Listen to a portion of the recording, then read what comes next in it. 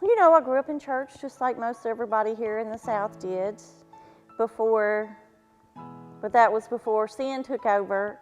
And well, most of my sin is very personal sin, and I guess I lost my virginity at a very young age. I was 13 years old.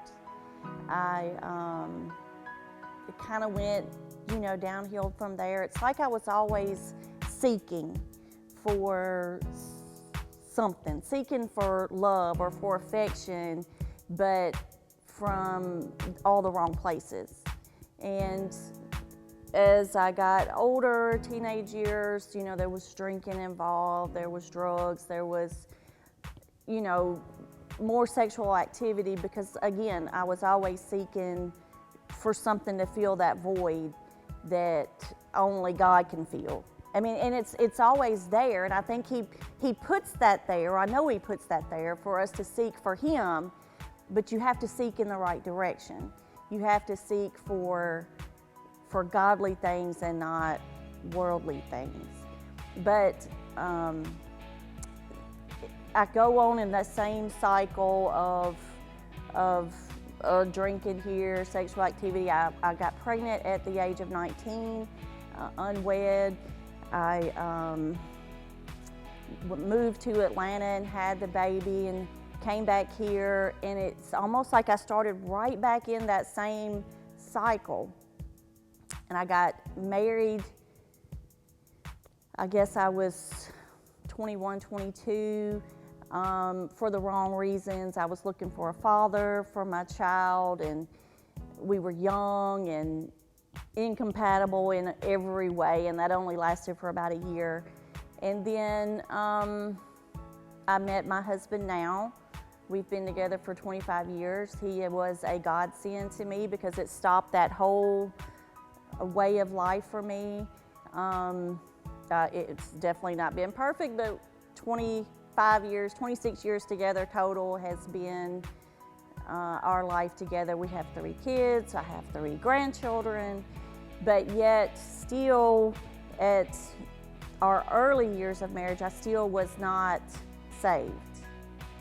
And I did start going back to church because, when you grow up in church, you have that home to go back to, and it was amazing. It's the same church, and they accept you with open arms. And so I go back and I raise my kids in church, and I participated in church. I went on youth trips with the kids as a chaperone, but there was still that emptiness.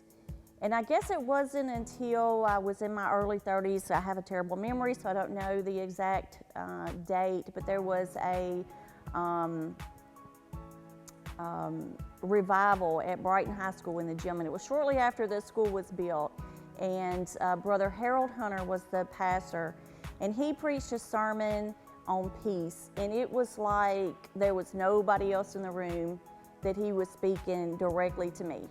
I can't tell you a word that he said, but he said it all directly to me. And as soon as he ended and he gave that invitation to come forward, I was out of my chair and walked the aisle, got saved, got baptized in my church, and it has been great ever since. There's no more seeking, there's no more searching, because he's here and there's nothing else to search for. And I guess if I've learned anything in all of this, especially after watching today's teenagers and how they interact or whatever, you need to find your worth in God. Don't look for your worth in any man or anything, because you're not going to find it. Only God can say what you're worth.